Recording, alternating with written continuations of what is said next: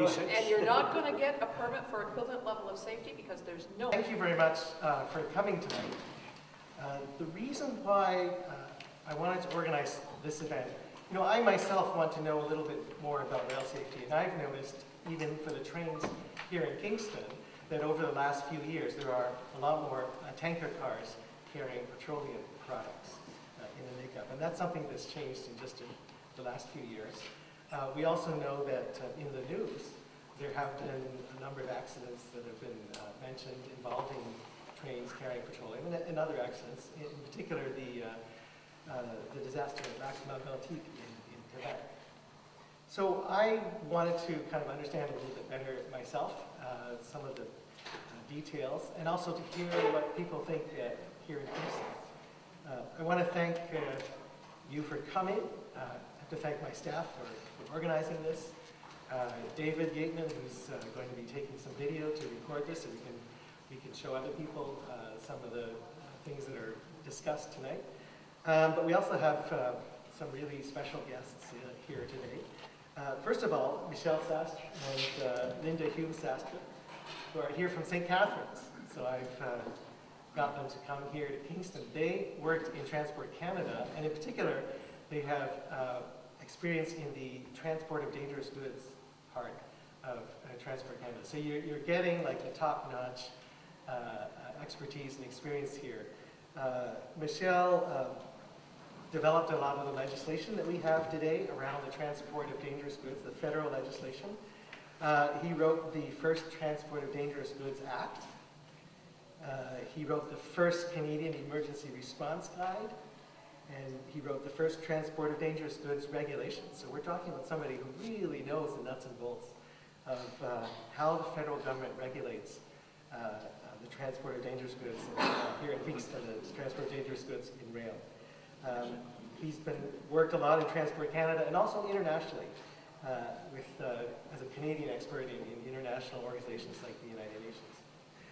Linda has also worked, I believe, about 30 years or so at Transport Canada. She has also worked internationally. She was the head of the Canadian delegation for a UN subcommittee of experts on the transport of dangerous goods, an international committee. And in 2007, she received an award.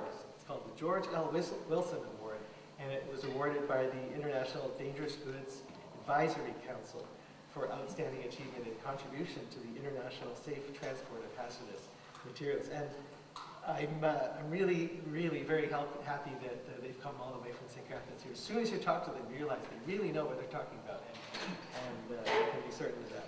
We also have a number of community leaders here. We're very fortunate to have Léon Chaput, who's our City of Kingston Fire and Rescue Chief. And with him is Scott Davis, who's the Community Emergency Management Coordinator here in Kingston. So it's great to have that expertise. Mark Van Buren is here from the City of Kingston, who's our Director of Engineering. We have Councillor Laura Turner here, who represents Lakeside District. And I understand Councillor Osanek is at another meeting tonight, but she may be able to come. Anyway, she's going to make an effort to come. I know she's very busy. And is Denis Léger here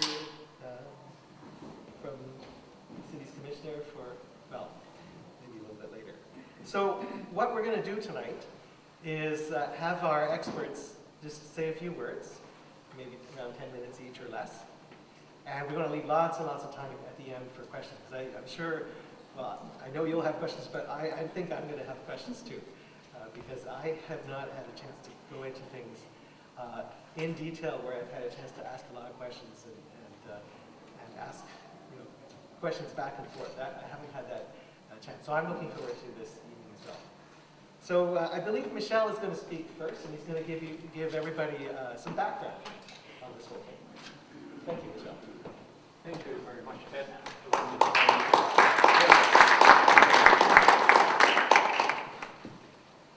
We'll start about my past. I was born in France, and I was a fighter pilot with the French Air Force. I was trained by the RCAF, thank God, the best. And I liked the place so much that after my 5 years, I came back to Canada as quickly as I could. Actually, I had still 1 month to do with the French Air Force when I got here, but they let me out. When I arrived in Canada, I already had a fair amount of, I shall say, knowledge, for want of a better word, because I've been dealing with things that we call now dangerous goods. But being a young pilot trainee, you have to deal with all the things that are connected with the aircraft, whether they are fuel, hydraulic fluids, and things like this, oxygen, you name it. Okay, so that was my initiation. I was 17. Then as a fighter pilot, I had to learn what you do with rockets that are under the wings of the aircraft in case you're shut down or somebody does evil things to you. And with the .5 millimeter machine gun bullets, how to split them and use the powder, all kinds of things that we had to learn. It was not just learning on the job, we had to follow a course.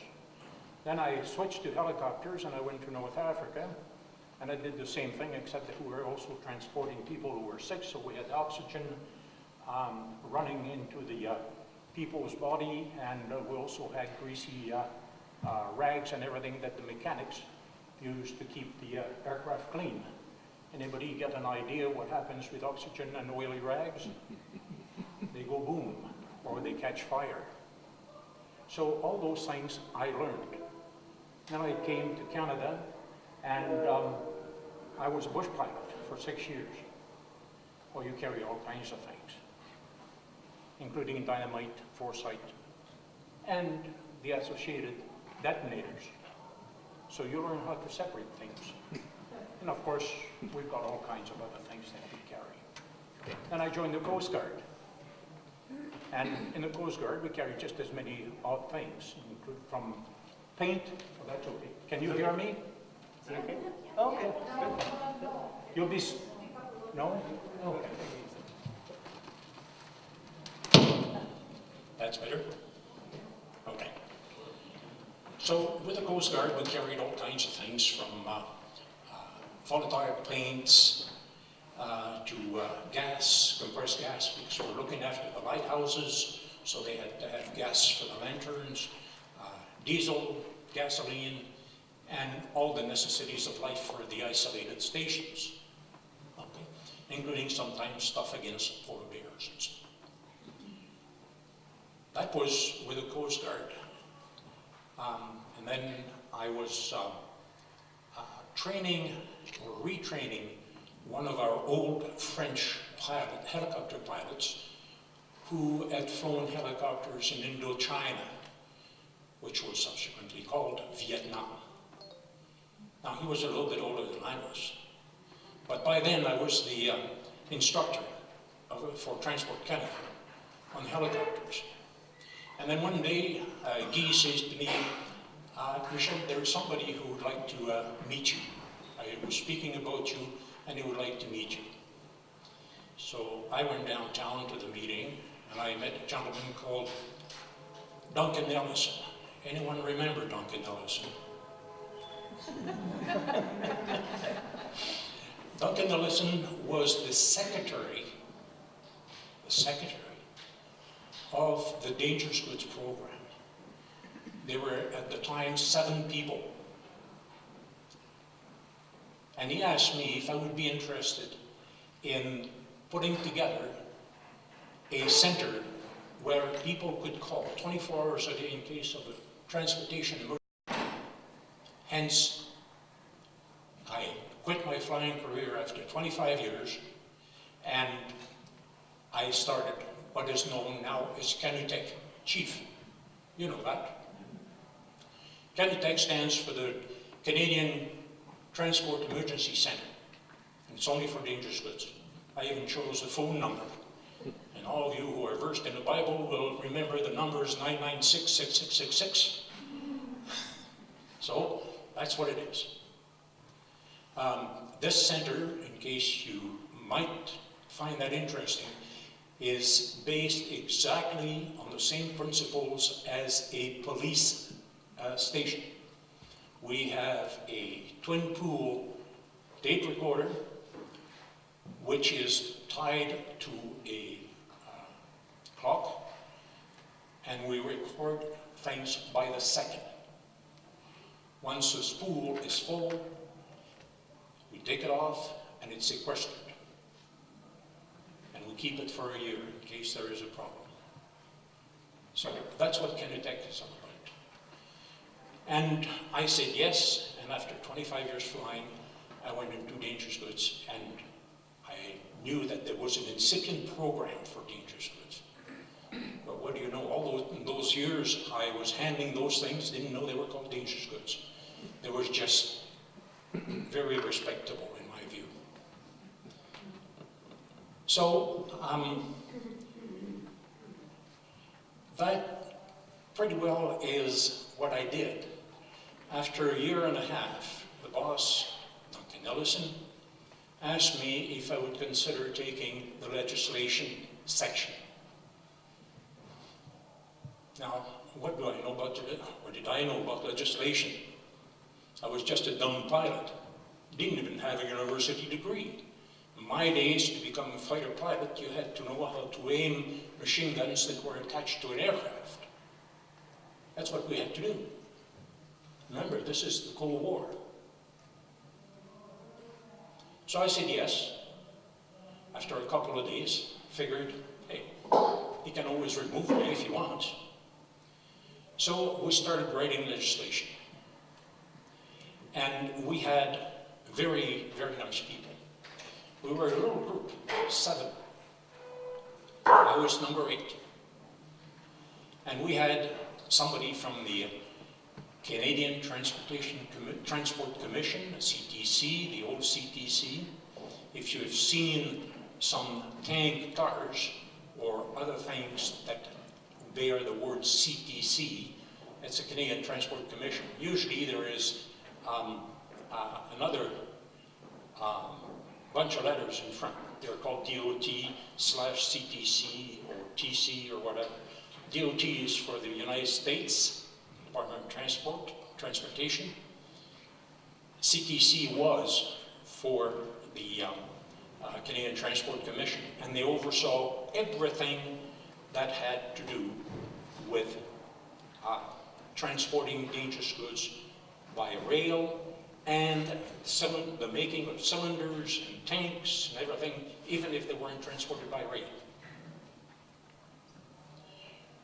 So from there, we wrote a relatively good Transport of Dangerous Goods Act, and while we were testing Kenutech on the one hand and writing the act, guess what? Remember that? Mississauga. And it proved that Kenutech was very well equipped and functioning perfectly well. That was really our major test. So we did finish C-36. It was passed in the House, and after Mississauga, it went to the Senate. It was passed in one day. It went to the Governor General, and it was signed by the Governor General into law. Now, you have to know that at the time, the Transport Dangerous Goods Act included safety in the transporting of dangerous goods and the protection of the environment, because environment had painted themselves into a corner. They couldn't enact legislation to deal with the stuff that was actually dangerous goods, including all the things that are deleterious to the environment, but which, by definition, were coming under this kind of legislation. And the legislation came about especially because in Canada we had about, I would say, 35 or 40 different pieces of legislation. And everybody is screaming, the shippers, the carriers, they were all screaming, why don't we have one piece of legislation to deal with all those things? And it went from diesel, from tank cars and everything, all the way down to the carrying of strike-anywhere matches, which, believe it or not, are considered dangerous goods. There's a special mention for that. So this is basically what we did. So we consulted extensively. Now remember, I started writing the legislation in 1981. And the regulations were being written. Thank God Linda came and joined us. And she's a whiz. And I'm not saying that because she's my wife. I'm telling you, she is a whiz. She knows how to put works together. Because our major problem in trying to put regulations together was that we had all kinds of people who had various interests. All the people who had different dangerous goods to be regulated, or that we intended to be regulated, they all had their own interests. We don't like this, and we don't like that. And we had a really nice guy, as I said, Duncan Ellison, who had the bad habit. He went around the country, and every time a group of people would ask him, Duncan, this doesn't make sense for us. Well, okay, what would you like? They would tell him, and he would come back and say, okay, we'll do it.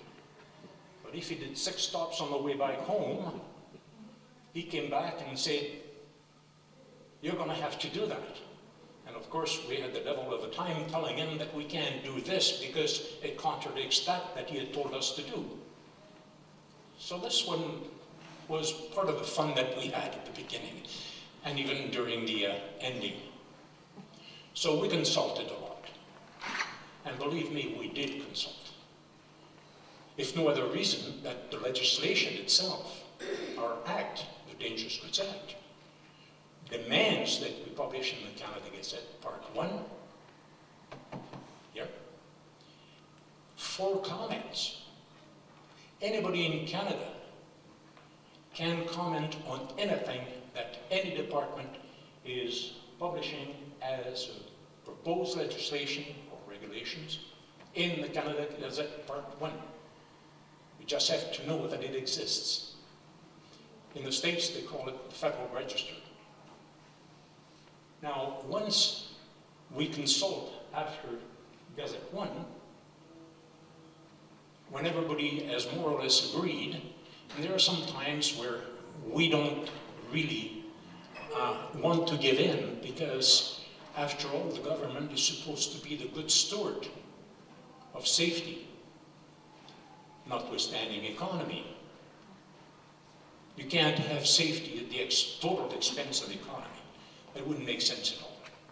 So we finally, at the end of consultation, we go to Gazette 2. And Gazette 2 is what actually makes a regulation. Now, let me talk about the CTC Red Book. During the late 1800s, early 1900s, the railways were going west, and people with them. And they were transporting dangerous goods, but they were mostly diesel, a little bit of gasoline, and explosives. And the railways in the US had what they called regulations, but they were mostly internal regulations, so that they wouldn't accept something that was badly packaged, especially dynamite, and other things. So they had written their own book. In 1908, the government of Canada, the federal legislation in the States, the FRA, Federal Railway Agency, had accepted and taken those in as part of the federal government US legislation. In 1908, in Canada, somebody said, we should have something like that. So someone went down to Washington, got 4 or 5 copies of the railway regulations, brought them back to Ottawa, and put 3 secretaries to work, or 3 or 4 maybe, and they said, look, all we need out of this book is anything that pertains really to railway. So the secretaries typed merrily away, and unfortunately they also typed some cross-references that didn't apply. So that became the CTC Red Book, Transport Dangerous Goods by Rail. Well, starting in 1967, everything in Canada every legislation in Canada was supposed to be bilingual. They never bothered. CTC, they were above everybody else. They didn't bother translating anything. So I had 20 words for the lady who was their lawyer, and I said, you realize, of course, that your book isn't worth the paper it's written on. Well, I am the chief lawyer. So you may be the chief lawyer, but I'm telling you, it's not in French, it's not valid in Canada. So, I was proven right, by the way. So, after a lot of back and forth, it was decided that because we were taking over most of the stuff from the CTC, including the construction of tanks, and cylinders, and things like this, TDG would absorb basically what CTC was. So that is currently the case. Transport Canada Dangerous Goods deals with all the technical aspects of transporting dangerous goods, from the manufacturing of a little cardboard box to put infectious substances right up to tank cars.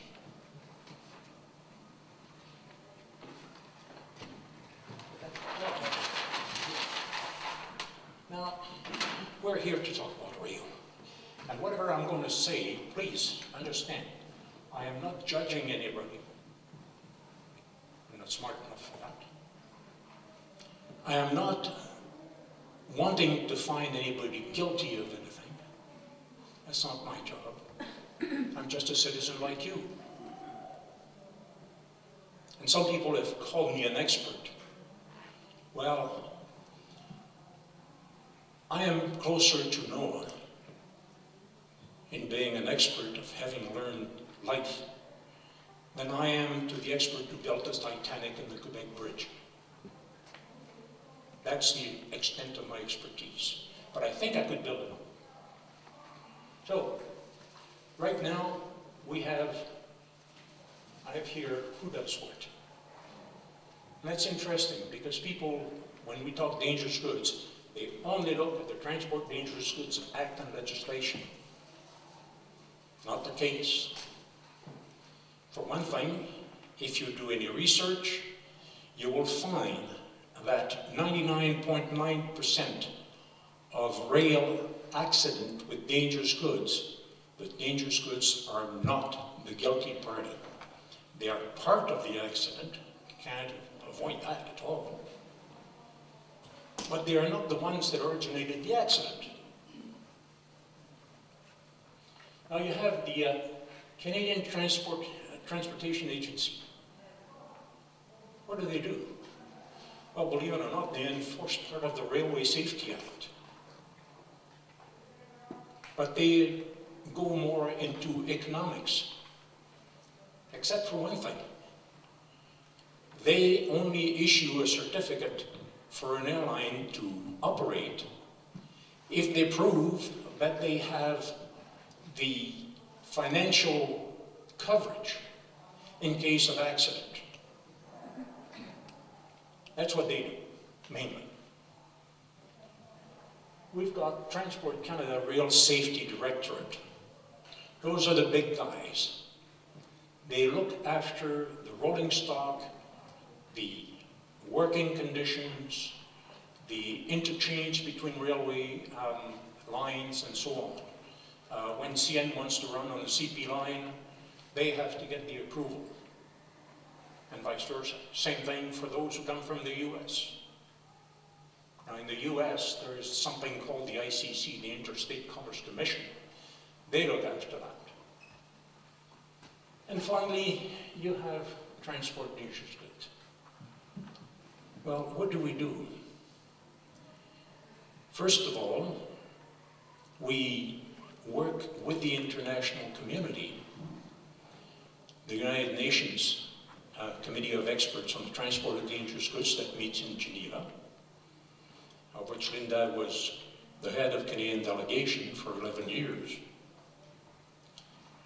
And we work as a unit. Now, you'll tell me when there is a large committee making regulations, it's the most difficult thing in the world. Of course it is.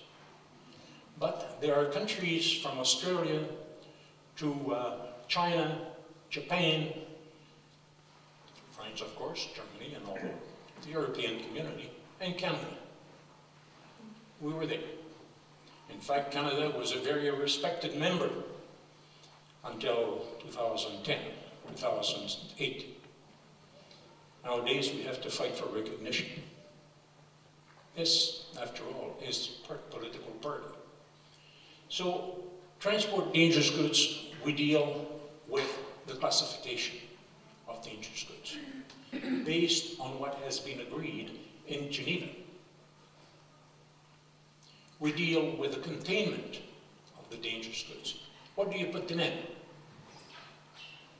And you'd be surprised, as I said, how varied the packaging can be, from a little box to a railway tank. And even for some of the things that go on ships, not the bulk ships, those that load directly into the hold of the ship, we don't deal with that. That's marine. It's also Transport Canada. So this is what we are doing at this time, or what we were doing when we were there. Now I'm going to talk a bit about why you're here, mostly. The so-called DOT CTC 111 tanks. Everybody was up in arms when they realized that they were weak, quote-unquote, tanks. They haven't been weak tanks for more than 50 years. You only started having problems when they were long trains that were derailing and with oil from the back in field. But what you have to realize, as I said, because dangerous goods were not the issue in the accident, no matter what you would do with the dangerous goods, it wouldn't alter a thing. The means of transport is what the problem is. Whether it's a broken wheel, a flat wheel, or anything at all. That's the railway's problem. And somebody is looking at the TDG to change that. And we can't. Nobody can. And I'll tell you why. CTC 111 are used to carry, have been used to carry, dangerous goods, liquid dangerous goods, in packing group 1, 2, and 3, notwithstanding what the newspapers have said. And I had it in writing right here from the US FRA. The one thing that has to be considered, and why Lac-Mégantic and others have been a problem, is this. Amongst the CTC 111, you have two kinds of tanks. And that depends on how thick the shell is and so on. The gross weight load is generally 263,200 pounds each car. There are authorizations that they can go up to 289,600. Now, my friends, let me ask you, while they test a tank car statically, they ram another one at the great speed of 12 kilometers an hour, in some cases 17 kilometers an hour, either from the front, the rear, or the side. But when you take a train that has 77 tank cars, plus 3 locomotives, like in Lake Megantic. In Ellisville, Alabama, not too long ago, there was another one. That one only had 100. Now, if you look at this number, let's say an average train has 100 cars. Now put that into real number. When your train starts moving, you have 28 million pounds pushing. Is it a wonder that when you come into a curve and there's nobody at the wheel, so to speak, that you're going to have a derailment? And you can't blame that on the dangerous goods. This is the cause of your problem. And I have yet to find either NOAA or an engineer, an expert, who will build a rail car which will sustain 22 million pounds on it when it stops against something. Now, one last thing. The Government of Canada, Transport, has now agreed to incorporate CPC 1232 into the regulations, eventually. CPC 1232 is a circular. Some people call it a standard.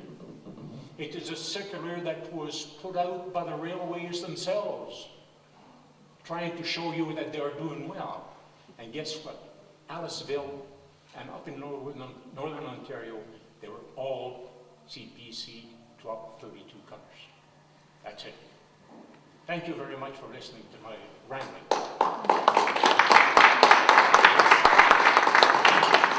Thank you, Michelle. So Linda is going to speak to us now about everything that's happened since Lac Megantic, and there have been a number of developments. Excuse me, and then I believe Chief Shepherd will speak for just a few minutes, and then we'll open it up to everybody who have questions. Thanks very much, Ted. Lots has been happening since Lake Megantic, as I'm sure you would realize.